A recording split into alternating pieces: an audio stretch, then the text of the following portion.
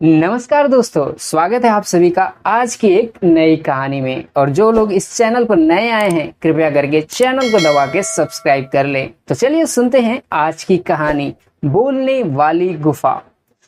सुंदरवन में एक खूंखार शेर रहता था। वह वन के सभी जीवों के लिए मुसीबत था। जंगल के जानवर उससे इतना डरते थे कि उसकी दहाड़ सुनते ही अपने अपने प्राण बचाने के लिए इधर उधर छिप जाते थे।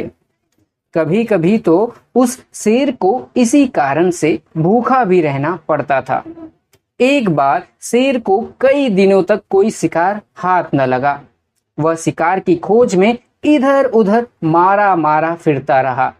बहुत परिश्रम के बाद भी उसे शिकार के लिए कोई जानवर न दिखाई दिया। उसे ऐसा लगने लगा कि वह भूख से मर जाएगा। शेर शिकार की खोज में अपनी गुफा से बहुत दूर निकल आया। अचानक उसने देखा कि सामने एक बड़ी सी गुफा है जिसका द्वार खुला हुआ है। गुफा देखकर शेर के मन में विचार आया कि जरूर इस गुफा में कोई न कोई जानवर रहता होगा। इसके भीतर चलकर देखना चाहिए, हो सकता है कि कोई शिकार अंदर बैठा हो। यह सोचकर शेर गुफा के अंदर चला गया, लेकिन इस समय गुफा में कोई न था। शेर ने सोचा, मुझे इसके भीतर चुपचाप लेटे रहना चाहिए। अंधेरा होने पर गुफा में रहने वाला जानवर अवश्य ही आएगा, तब मैं उसका शिकार करके अपनी भूख मिटा लूंगा। कुछ समय बाद अंधेरा होने लगा। रात में सारा जंगल चांदनी में नहाया हुआ था। चंद्रमा के प्रकाश में सब कुछ साफ साफ दिखाई दे रहा था। जिस गुफा में शेर घुसा था वह एक लोमड़ी की थी। लोमड़ी अन्य जानवरों की अपेक्षा तीव्र बुद्धि की मानी जाती है। रात होने पर लोमड़ी अपनी गुफा की ओर लौट रही थी। वह शीतल चांदनी को आनंद लेते हुए धीरे धीरे चल रही थी। अचानक उसकी दृष्टि धरती पर बने हुए कुछ पद चिन्हों पर पड़ी। ध्यान पूर्वक देखकर उसने जान लिया कि यह पद चिन्ह किसी शेर के हैं। शेर के पद चिन्हों को देखते हुए लोमड़ी धीरे धीरे आगे बढ़ी।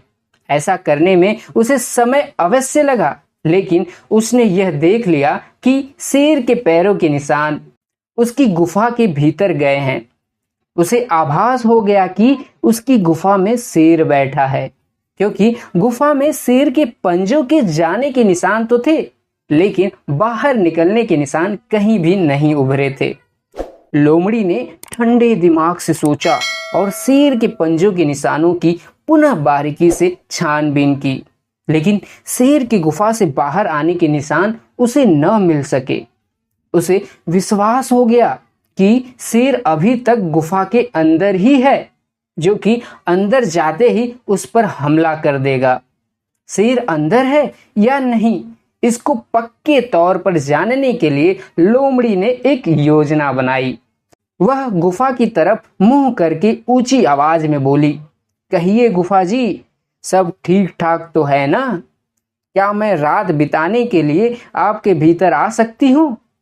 शेर गुफा के अंदर ही था, लेकिन वह चुप रहा। वह लोमड़ी के भीतर आने की प्रतीक्षा कर रहा था।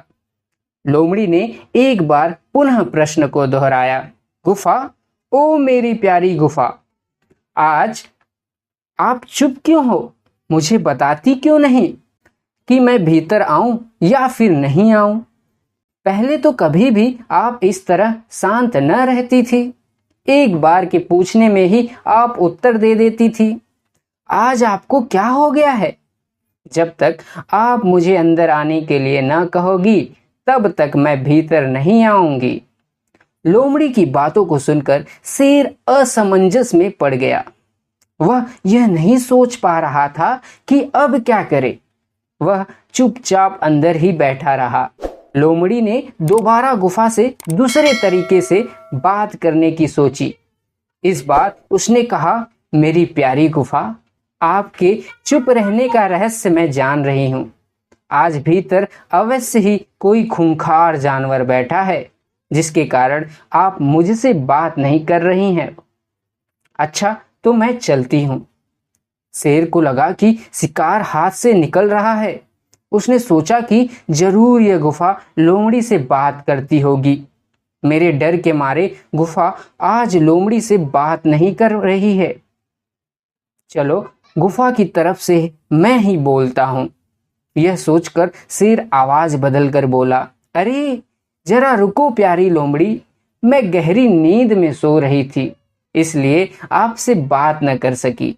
अंदर सब ठीक है, आप बिना भय और संदेह के अंदर चली आओ। लोमड़ी की चाल सफल हुई। वह पहचान गई कि गुफा के अंदर से आने वाली आवाज शेर की ही है। उसे पूरा विश्वास हो गया कि शेर अभी तक गुफा के भीतर ही बैठा है। जैसे एक शेर कभी घास नहीं खाता, उसी तरह गुफा कभी बोल नहीं सकती। हुजूर, आप आराम से रात भर मेरी गुफा में रहें। शुभ रात्रि। यह कहकर लोमड़ी अपने प्राण बचाने के लिए सिर पर पांव रखकर वहां से भाग निकली।